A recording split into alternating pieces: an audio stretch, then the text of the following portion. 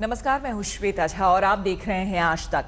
नोटबंदी की आड़ में गुंडागर्दी भी खूब हो रही है। मुंबई में एक मार्बल शॉप में महज 500 रुपए के छुट्टे को लेकर कुछ बदमाशों ने जमकर हंगामा किया।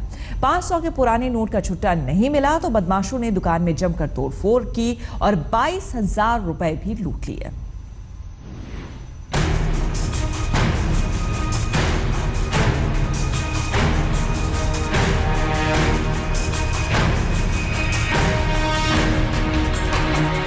पहले एक कुर्सी को पटका, फिर दूसरी कुर्सी को पटका।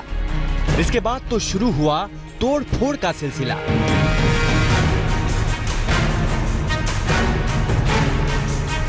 संगमरमर के कीमती पत्थरों को पटक कर तोड़ा गया, टाइल्स को लाठियों से तोड़ा गया। पहले एक शख्स ने तोड़फोड़ शुरू की, देखते ही देखते उसके करीब आधा दर्जन साथी भी लाठी डंडे लेकर इस मार्बल शॉप में कहर ढाने लगे। ये बदमाश मुंबई के मानखुर्द इलाके में बनी मार्बल और टाइल्स की दुकान में कीमती पत्थरों, टाइल्स और कुर्सियों को तोड़ते रहे और आसपास के लोग तमाशा देखते रहे।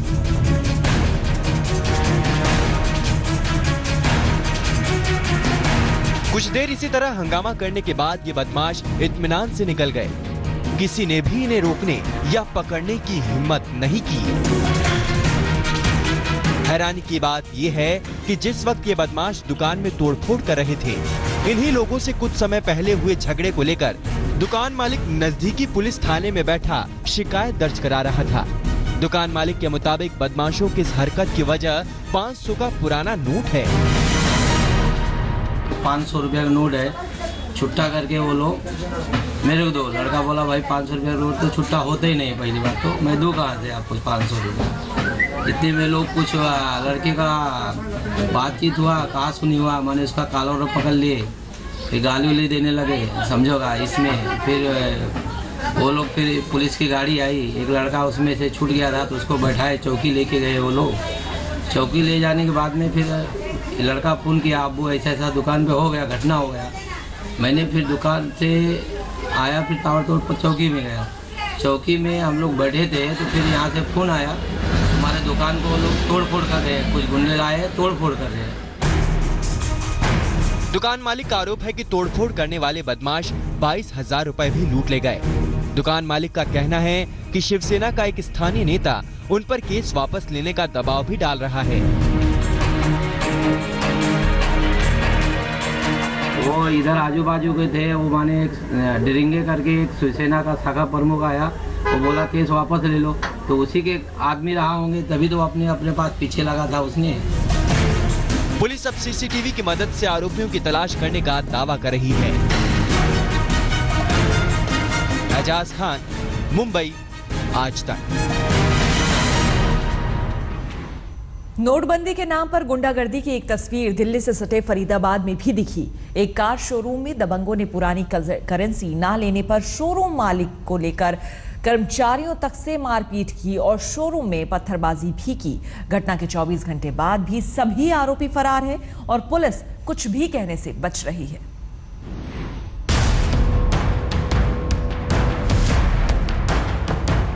नोटबंदी की एक बदनुमा तस्वीर ये भी है। फरीदाबाद के बल्लभगढ़ में एक कार शोरूम के इस कैशियर को कुछ दबंगों ने इसलिए पीट दिया क्योंकि इसने पुरानी करेंसी लेने से इनकार कर दिया था। कैशियर के इनकार से भड़के ये दबंग इसे पीटते हुए इसके केबिन से बाहर ले आए। इतना ही नहीं, फोन करके इन बदमाशों ने अपने कई और दबंग साथी बुला लिए और इसके बाद तो कार का शोरूम बन गया जंग का मैदान। शोरूम मैनेजर के मुताबिक बदमाशों ने कर्मचारियों से ही नहीं, शोरूम मालिक से भी मारपीट की और शोरूम के बाहर जाकर भी जमकर पत्थरबाजी की। मारपीट में एक कर्मचारी तो इतना गंभीर रूप से जख्मी हो गया है कि हम आपको उसकी तस्वीर तक नहीं दिखा सकते। करीब 20 मिनट तक ये बदमाश इसी तरह मारपीट और तोड़फोड़ करते रहे और फिर फरार हो गए। तो उन्होंने काउंटर पे पुरानी करेंसी देने के लिए जोर डाला, तो काउंटर पे उनके आर्गूमेंट स्टार्ट हुए। वो हीटेड आर्गूमेंट होते हुए हमारा एमडी केबिन तक भी आ गए। एमडी भी बैठे हुए थे। हमने भी उनको मना किया, रिक्वेस्ट करी, मारतू से भी कुछ लोग आए हुए थे, लेकिन उन्होंने एकदम से तैश में आके मार धाड़ काटना शुरू कर दी और फिर बीच बचाव में सब लोग आए, एम्प्लॉयज़ वगैरह सब, उनको अलग किया। उसके बाद उन्होंने बाहर जाके 4-5 फ़ोन वोन घुमाए और अपने 8-10 और जिम के लड़कों को बुला लिया। उन्होंने सीधा अंदर घुस के सब मार पीट शुरू कर दी। भाग के बाहर से उन्होंने ईट वीट फेंकनी शुरू करी, जिसमें कई लोगों को ईट लगी, एक बंदे का सर भी मारा, टाँके भी आए हैं 10। बल्लभगढ़ के मारुति सुजुकी के शोरूम रॉयल मोटर्स के मैनेजर के मुताबिक मारपीट और तोड़फोड़ करने वाले बदमाशों की एक कार सर्विसिंग के लिए आई थी, जिसका बिल 4800 रुपए हुआ था। उन्हें 800 रुपए का डिस्काउंट दिया गया, लेकिन वो लोग 4000 रुपए का भुगतान पुरानी करेंसी में करने की जिद कर रहे थे। हालांकि एक आरोप ये भी है कि मामला पुरानी करेंसी का नहीं, बिल में गड़बड़ी का है, लेकिन शोरूम प्रबंधन इस बात से इनकार करता है। नहीं, बिल ज़्यादा नहीं था, बिल की क्लैरिफिकेशन उनको पूरी दी गई थी। अगर कोई बंदा सुनना नहीं चाहेगा तो उसकी जस्टिफिकेशन नहीं है। उनके पास जीरो डेप्ट पॉलिसी थी, उनका कहना था कि उनकी जेब से 1 रुपया नहीं लगना चाहिए, बट जीरो डेप्ट पॉलिसी कंज्यूमेबल बहुत सारे चार्जेस होते हैं जो लगते हैं, जो कि उनको पता है, लेकिन वो कुछ पैसा देना नहीं चाहते थे। जिस कार के भुगतान को लेकर बवाल हुआ, वो कार अभी शोरूम में ही खड़ी है, जिसका मालिक वीरेंद्र सिंह भाटी नाम का एक शख्स है।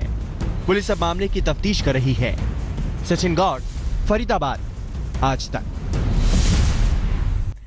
नोटबंदी के बीच शनिवार और रविवार को बैंक की छुट्टी होने की वजह से 2 दिन तक एटीएम ही कैश निकालने का इकलौता सहारा है, लेकिन राजधानी दिल्ली के एटीएम क्या 2 दिन तक लोगों की परेशानी दूर करने में सक्षम है?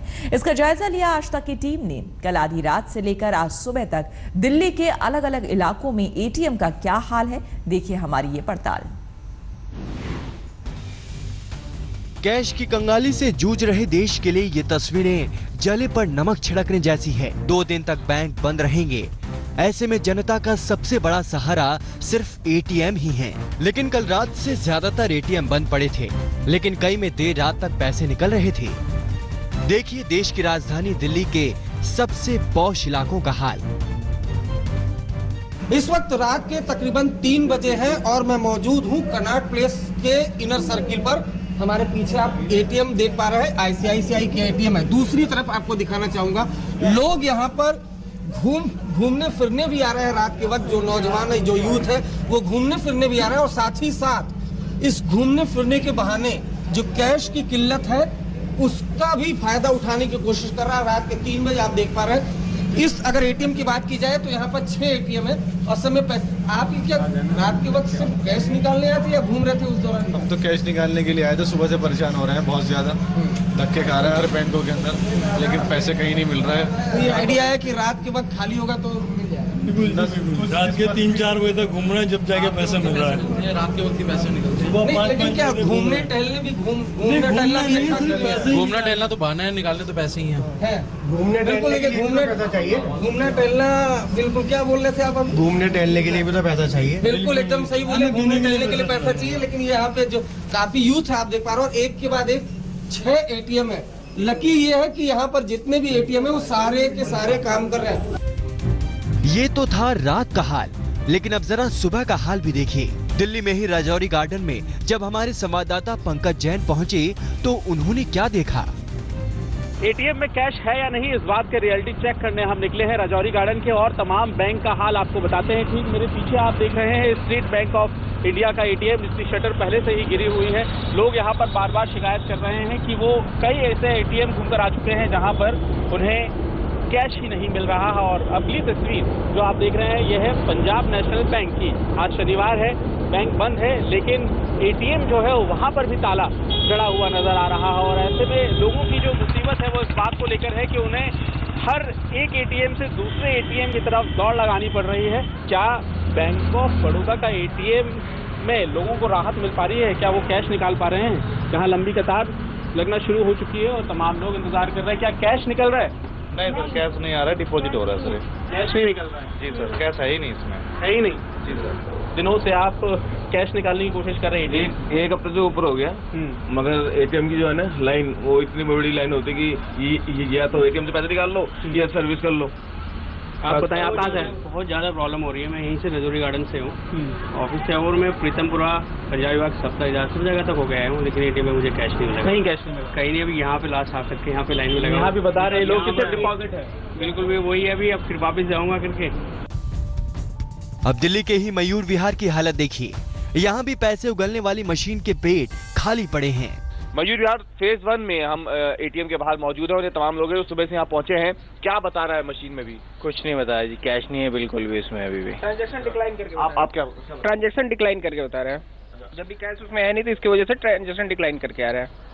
आज तो क्योंकि बैंक भी बंद है तो कैश के लिए अब क्योंकि एटीएम ही सहारा है। तबियत खराब, पैसे लेने आया बच्चों में, अब क्या करें, परेशानी है, डॉक्टर ने जाना है, बहुत दिक्कत चल रही है। बस क्या करें। आसपास के और किसी भी एटीएम में गए थे आप लोग? एटीएम में पैसे नहीं है, किसी भी एटीएम में पैसे नहीं है, किसी भी एटीएम में कोई एटीएम में तो कुछ पैसे नहीं है।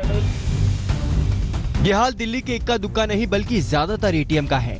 ऐसे में जब पेट्रोल पंप, बिग बाजार जैसी जगहों पर कैश निकालने के लिए होड़ मच सकती है, लेकिन मुश्किल ये है कि वीकेंड होने की वजह से इन सब जगहों पर भी भारी भीड़ होने की पूरी संभावना है। वैसे सबसे बड़ा सवाल तो उन इलाकों के लिए है जहां ना पेट्रोल पंप है ना बिग बाजार, और रही बात एटीएम की तो वो भी ठन गोपाल। अरविंद ओझा और पंकज जैन के साथ रविशपाल सिंह, दिल्ली आज तक। हमारे लिए वक्त हो गया है एक और छोटे से ब्रेक का। आप बने रहे हमारे साथ, देखते रहिए आज तक। और अब आपको दिखाते हैं नोटबंदी के साइड इफेक्ट। फरीदाबाद में दबंगों की दबंगई का वीडियो सामने आया है। दबंगों ने फरीदाबाद के एक कार शोरूम के कैशियर के 1000 और 500 का नोट ना लेने पर कैशियर, मैनेजर सहित शोरूम मालिक की पिटाई कर दी। घटना में एक कर्मचारी गंभीर रूप से घायल हो गया। पूरी घटना शोरूम में लगे सीसीटीवी कैमरे में कैद हो गई। घटना के 24 घंटे बाद भी सभी आरोपी फरार हैं और पुलिस इस मामले में कुछ भी कहने से बच रही है। रुकेंगे छोटे से ब्रेक के लिए। देश और दुनिया की बाकी खबरों के लिए देखते रहिए आज तक।